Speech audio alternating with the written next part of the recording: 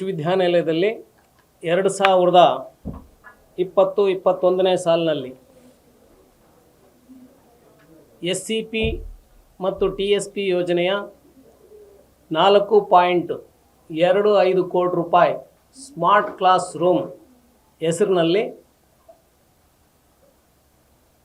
ಹಣವನ್ನು ದುರುಪಯೋಗ ಮಾಡಿಕೊಂಡಿರ್ತಕ್ಕಂತಹ ಈ ಹಿಂದಿನ ಕುಲಪತಿಗಳಾಗಿರ್ತಕ್ಕಂಥ ವೀರಭದ್ರಪ್ಪ ಅವರು ಮತ್ತು ಈ ಹಿಂದೆ ಆಡಳಿತಾಂಗ ವಿಭಾಗದ ಕುಲಸಚಿವರಾಗಿರ್ತಕ್ಕಂಥ ಅನುರಾಧರವರು ಮತ್ತು ಪ್ರಭಾರ ಕುಲಸಚಿವರಾಗಿರ್ತಕ್ಕಂಥ ಗೀತಾರವರು ಮತ್ತು ಹಣಕಾಸು ಅಧಿಕಾರಿಗಳಾಗಿರ್ತಕ್ಕಂಥ ರಾಮಚಂದ್ರಪ್ಪನವರು ಮತ್ತು ರಾಮಕೃಷ್ಣರವರು ಈ 5 ಜನರ ವಿರುದ್ಧ ಅಟ್ರಾಸಿಟಿ ಕೇಸನ್ನು ದಾಖಲಿಸಿ ಇವ್ರನ್ನ ಅರೆಸ್ಟ್ ಮಾಡಿ 4.25 ಕೋಟಿ ರು ಹಣವನ್ನು ವಾಪಸ್ ಸರ್ಕಾರ ಹಿಂಪಡಿಬೇಕು ಅಂತಕ್ಕಂಥ ಒತ್ತಾಯವನ್ನು ಕರ್ನಾಟಕದಲ್ಲಿ ಸಂಘರ್ಷ ಸಮಿತಿ ಇವತ್ತು ಸರ್ಕಾರವನ್ನು ಒತ್ತಾಯ ಮಾಡ್ತಾ ಇದೆ. ಇದರಲ್ಲಿ ಕುಲಪತಿ ವೀರಭದ್ರಪ್ಪನವರು ಸರ್ಕಾರಕ್ಕೆ ಒಂದು ಪತ್ರವನ್ನು ಬರೀತಾರೆ. ಯಾವಾಗ ಕೋವಿಡ್ ರ್ಯಾಪಿಡ್ ಆಗಿ ಸ್ಪ್ರೆಡ್ ಆಗಿರ್ತಕ್ಕಂತಹ 19ನೇ ಸಾಲಿನಲ್ಲಿ ಅವ್ರು ಏನು ಬರೀತಾರೆ ಅಂತ ಹೇಳಿದ್ರೆ, ಕುವೆಂಪು ವಿಶ್ವವಿದ್ಯಾನಿಲಯದಲ್ಲಿ ಬಡ ಮತ್ತು ಮಧ್ಯಮ ವರ್ಗದ ವಿದ್ಯಾರ್ಥಿಗಳು ಇಲ್ಲಿ ವ್ಯಾಸಂಗವನ್ನು ಮಾಡ್ತಾರೆ ಮಲೆನಾಡಿನ ಭಾಗದಲ್ಲಿ, ಮತ್ತು ಇದಕ್ಕೆ ಎ ಗ್ರೇಡು ಮಾನ್ಯತೆ ಪಡೆದಿದೆ ನ್ಯಾಕ್ ಕಮಿಟಿಯಿಂದ. ಮತ್ತು 2019ರಲ್ಲಿ ಕರ್ನಾಟಕ ಸರ್ಕಾರದ ಉನ್ನತ ಶಿಕ್ಷಣ ಪರಿಷತ್ ನಿಂದ 4 ಸ್ಟಾರ್ ಶ್ರೇಣಿಯನ್ನು ಪಡೆದಿದೆ. ಮತ್ತು ಇದರಲ್ಲಿ ಪ್ರಥಮ ವರ್ಷದ ವಿದ್ಯಾರ್ಥಿಗಳು 400, ದ್ವಿತೀಯ ವರ್ಷದ ವಿದ್ಯಾರ್ಥಿಗಳು 350, ಒಟ್ಟು 750 ವಿದ್ಯಾರ್ಥಿಗಳು ಇಲ್ಲಿ ವ್ಯಾಸಂಗ ಮಾಡ್ತಾಯಿದ್ದು. ಈ ಕೋವಿಡ್ ರ್ಯಾಪಿಡ್ ಆಗಿ ಸ್ಪ್ರೆಡ್ ಆಗಿರೋದ್ರಿಂದ ವಿಶ್ವವಿದ್ಯಾನಿಲಯದಲ್ಲಿ ಹಣದ ಕೊರತೆ ಇರೋ ಕಾರಣ ಒಂದು ಅಂದಾಜು 9 ಕೋಟಿ ರೂಪಾಯಿ ಹಣವನ್ನು ಸರ್ಕಾರ ಮಂಜೂರು ಮಾಡಿದಲ್ಲಿ SC ST ಸ್ಟೂಡೆಂಟ್ಸಿಗೆ ಸ್ಮಾರ್ಟ್ ಕ್ಲಾಸ್ ರೂಮ್ಗಳನ್ನು ನಾವು ಇಲ್ಲಿ ಆರಂಭ ಮಾಡ್ತೀವಿ, ಅವರಿಗೆ ತರಬೇತಿಯನ್ನು ಕೊಡ್ತೀವಿ ಆ ಲೆಕ್ಚರ್ಗೆ ಅನ್ನುವಂಥ ವಿಚಾರವನ್ನು ಇಟ್ಕೊಂಡು ಇವರು ಪತ್ರವನ್ನು ಸರ್ಕಾರಕ್ಕೆ 1/2/2021ರಂದು ಈ ಹಿಂದಿನ ಕುಲಪತಿ ವೀರಭದ್ರಪ್ಪನವರು ಬರೀತಾರೆ. ಸದರಿ ಪತ್ರವನ್ನು ಸರ್ಕಾರ ಪರಿಶೀಲಿಸಿ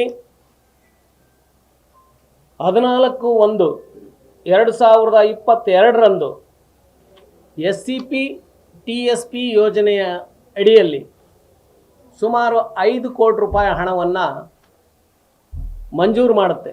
ಅದರಲ್ಲಿ 4.25 ಕೋಟಿ ರೂಪಾಯಿ ಹಣವನ್ನು 2 ಕಂತುಗಳಲ್ಲಿ, ಒಂದು ಸಾರಿ 3 ಕೋಟಿ, ಇನ್ನೊಂದು ಸಾರಿ 1.25 ಕೋಟಿ ರೂಪಾಯಿ ಹಣವನ್ನು ಸರ್ಕಾರ ಮಂಜೂರು ಮಾಡಿ ಅಲ್ಲೊಂದು ಕಂಡೀಷನ್ ಹಾಕತ್ತೆ, ಈ ಹಣವನ್ನು SC ST ಸ್ಟೂಡೆಂಟ್ಸಿಗಲ್ಲದೆ ಬೇರೆ ಯಾವುದೇ ವಿದ್ಯಾರ್ಥಿಗಳಿಗಾಗಲಿ ಕಾರ್ಯಗಳಿಗಾಗಲಿ ಅದನ್ನು ಬಳಸಬಾರ್ದು ಅಂತಕ್ಕಂಥ ಒಂದು ಕಂಡೀಷನನ್ನು ಹಾಕಿ ಹಣವನ್ನು ಮಂಜೂರು ಮಾಡಿದೆ.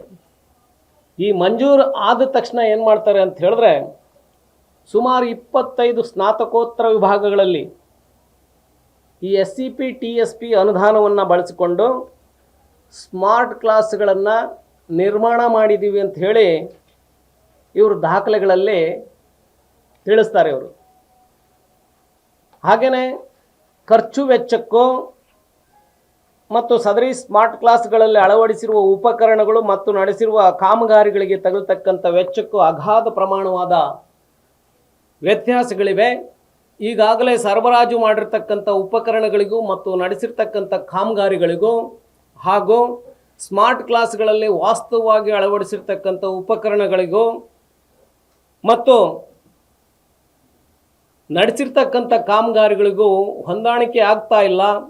ಕೆಲವು ಉಪಕರಣಗಳನ್ನು ಸರಬರಾಜು ಮಾಡದೆ ಹಾಗೂ ಕೆಲವು ಕಾಮಗಾರಿಗಳನ್ನು ನಡೆಸದೆ ಕೋಟ್ಯಾಂತರ ರೂಪಾಯಿ ಬಿಲ್ ಪಾವತಿಸಲಾಗಿದೆ. ಮೇಲ್ನೋಟಕ್ಕೆ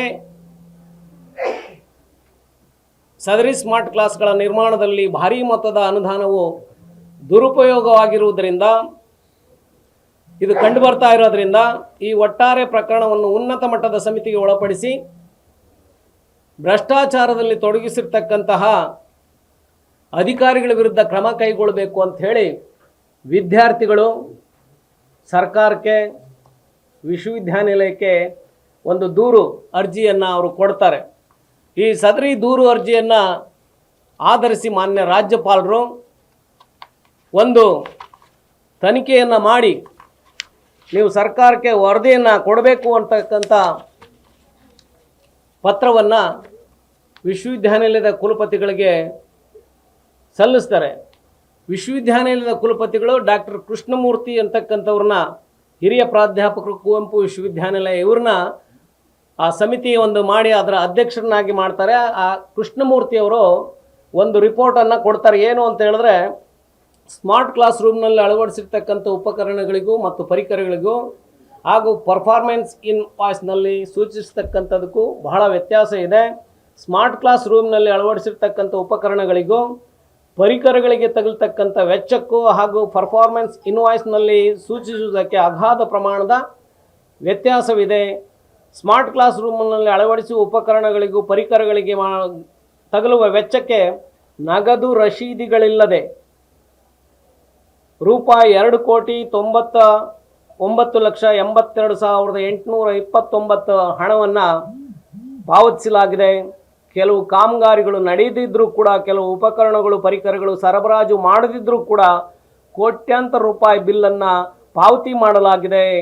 ಕರ್ನಾಟಕ ಅನುಸೂಚಿತ ಜಾತಿಗಳ ಉಪಹಂಚಿಕೆ ಮತ್ತು ಬುಡಕಟ್ಟು ಹಂಚಿಕೆ ಯೋಜನೆ ರೂಪಿಸುವುದು, ಆರ್ಥಿಕ ಸಂಪನ್ಮೂಲಗಳ ಹಂಚಿಕೆ ಮತ್ತು ಬಳಕೆ ಅಧಿನಿಯಮ 2013ರ ಕಲಂ 24ರಲ್ಲಿ ಹಣ ದುರುಪಯೋಗವಾಗಿ ಗಂಭೀರವಾದಂಥ ವಿಚಾರವಾಗಿದ್ದು, ಆದ ಕಾರಣ ಅಧಿಕಾರಿಗಳ ವಿರುದ್ಧ ಕ್ರಿಮಿನಲ್ ಮೊಕದ್ದಮೆಯನ್ನು ಹೂಡಬೇಕು ಅಂಥೇಳಿ ದಿನಾಂಕ 17/1/2024ರಂದು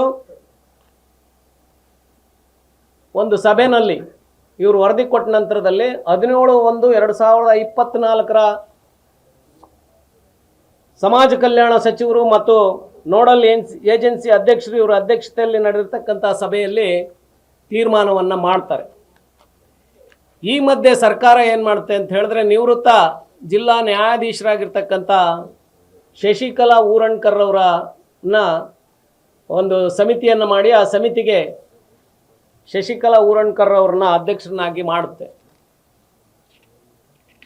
ಅವರು ಕೂಡ ತನಿಖೆಯನ್ನು ಮಾಡಿ ಸರ್ಕಾರಕ್ಕೆ ಒಂದು ಪ್ರಾಥಮಿಕ ತನಿಖಾ ವರದಿಯನ್ನು ಅವರು ಸಲ್ಲಿಸ್ತಾರೆ. ಶಶಿಕಲಾ ಊರಣ್ರವರು ಏನು ಹೇಳ್ತಾರೆ ಅಂತ ಹೇಳಿದ್ರೆ, ಈ ಹಿಂದೆ ಕುಲಪತಿಯಾಗಿರ್ತಕ್ಕಂಥ BP ವೀರಭದ್ರಪ್ಪನವರು 1/7/2021ರಂದು ಏಕಪಕ್ಷೀಯವಾಗಿ 45 ಸ್ಮಾರ್ಟ್ ಕ್ಲಾಸ್ ರೂಮ್ಗಳ ಘಟಕಗಳನ್ನು ಸ್ಥಾಪಿಸಲು ತಲಾ ರೂಪಾಯಿ 20 ಲಕ್ಷ ವೆಚ್ಚದಲ್ಲಿ 9 ಕೋಟಿ ಅನುದಾನಕ್ಕಾಗಿ ಯಾವುದೇ ಸಮಿತಿ, ಪೂರ್ವಭಾವಿ ಸಭೆ, ಚರ್ಚೆ ಅಥವಾ ನಿರ್ಧಾರವಿಲ್ಲದೆಯೇ ಕೋರಿಕೆಯನ್ನು ಸಮಾಜ ಕಲ್ಯಾಣ ಇಲಾಖೆಗೆ ಸಲ್ಲಿಸಿದ್ದಾರೆ. ಮತ್ತು ಕಿಯೋನಿಕ್ಸ್ ಎಮ್ ಡಿ ಅವರು ಶಾಮೀಲಿನೊಂದಿಗೆ ಬಿಡುಗಡೆಯಾದಂಥ ಅನುದಾನವನ್ನು ದುರುಪಯೋಗಪಡಿಸಿಕೊಂಡಿದ್ದಾರಲ್ಲದೆ ಗುಣಮಟ್ಟದ ಶಿಕ್ಷಣವನ್ನು ಉನ್ನತೀಕರಿಸುವ ಮತ್ತು ಸಾಮಾಜಿಕ ಶ್ರೇಣೀಕರಣದಲ್ಲಿ ತುಳಿತಕ್ಕೊಳಗಾಗಿರ್ತಕ್ಕಂತಹ ಕಲಿಕಾ ಸಾಮರ್ಥ್ಯವನ್ನು ಹೆಚ್ಚಿಸುವ ಅನುದಾನದ ದೈವಿಕ ಉದ್ದೇಶವನ್ನು ಸಂಪೂರ್ಣವಾಗಿ ಹಾಳು ಮಾಡಿದ್ದಾರೆ ಎಂದು ದಾಖಲೆಗಳಲ್ಲಿ ಸ್ಪಷ್ಟವಾಗುತ್ತದೆ ಅಂತ ಹೇಳಿ ಶಶಿಕಲಾ ಊರಣ್ಕರ್ ಅವರು ಸರ್ಕಾರಕ್ಕೆ ಒಂದು ವರದಿಯನ್ನು ಸಲ್ಲಿಸ್ತಾರೆ. ಈ ವರದಿಯನ್ನು ಆಧಾರವಾಗಿಟ್ಕೊಂಡು ಮಾನ್ಯ ಸಮಾಜ ಕಲ್ಯಾಣ ಸಚಿವರು ಮತ್ತು ಕಿಯೋನಿಕ್ ಸಂಸ್ಥೆಯವರು ಮತ್ತು ನೋಡಲ್ ಏಜೆನ್ಸಿಯ ಅಧ್ಯಕ್ಷರು ಎಲ್ಲರೂ ಕೂಡ ಸೇರಿ ಒಂದು ಸಭೆಯನ್ನು ಮಾಡ್ತಾರೆ.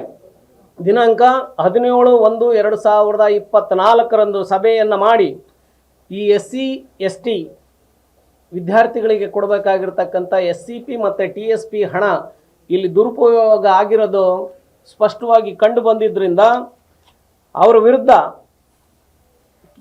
ಅನುಸೂಚಿತ ಜಾತಿಗಳ ಮತ್ತು ಅನುಸೂಚಿತ ಬುಡಕಟ್ಟುಗಳ ಅಧಿನಿಯಮ 1989 ಮತ್ತು SC ST SCP ಕಾಯ್ದೆಯಡಿ ದೂರು ದಾಖಲಿಸಲು ನಿರ್ದೇಶನ ನೀಡ್ತಾರೆ ಸರ್ಕಾರ. ಯಾರಿಗೆ ಅಂತ ಹೇಳಿದ್ರೆ ಜಿಲ್ಲಾ ಸಮಾಜ ಕಲ್ಯಾಣ ಇಲಾಖೆಯ ಉಪನಿರ್ದೇಶಕರಿಗೆ. ಈ ಡೈರೆಕ್ಷನ್ ಮೇಲೆ ಜಿಲ್ಲಾ ಸಮಾಜ ಕಲ್ಯಾಣ ಇಲಾಖೆಯ ಉಪನಿರ್ದೇಶಕರು ಈ 5 ಜನರ ವಿರುದ್ಧ ಭದ್ರಾವತಿಯ ನ್ಯಾಯಾಲಯದಲ್ಲಿ ಇವರು ಪ್ರಕರಣವನ್ನು ದಾಖಲು ಮಾಡ್ತಾರೆ. ಈ ದಾಖಲು ಮಾಡಿದಂಥ ಸಂದರ್ಭದಲ್ಲಿ ಈ 5 ಜನ ಹೈಕೋರ್ಟಿಗೆ ಹೋಗಿ ಸ್ಟೇಯನ್ನು ತಗೊಂಡು ಬರ್ತಾರೆ. ಈ ಮಧ್ಯೆ ಕುವೆಂಪು ವಿಶ್ವವಿದ್ಯಾನಿಲಯ ನಡೆದಿರ್ತಕ್ಕಂಥ ಹಗರಣಗಳನ್ನು ಸರಿಯಾದ ರೀತಿಯಲ್ಲಿ ಮತ್ತೊಮ್ಮೆ ತನಿಖೆ ಮಾಡಬೇಕು ಅಂತ ಹೇಳಿ ಕರ್ನಾಟಕದ ಗೌರವಾನ್ವಿತ ರಾಜ್ಯಪಾಲರು ನ್ಯಾಯಮೂರ್ತಿ R ಗುರುರಾಜನ್ ಅವರನ್ನು ಒಳಗೊಂಡಂತಹ ಏಕಸದಸ್ಯ ಸತ್ಯಶೋಧನಾ ಸಮಿತಿಯನ್ನು ನೇಮಕ ಮಾಡಿ ರಾಜ್ಯಪಾಲರು ಆದೇಶ ಮಾಡಿದ್ದಾರೆ.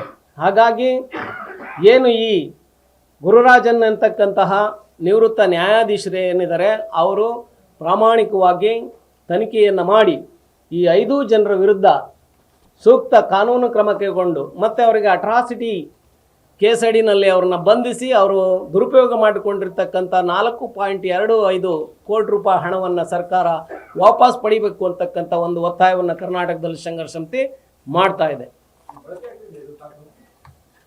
ಸರ್, ಅಲ್ಲಿ ಯಾವುದೇ ಕ್ಲಾಸ್ ರೂಮ್ಗಳು ಇಲ್ಲ.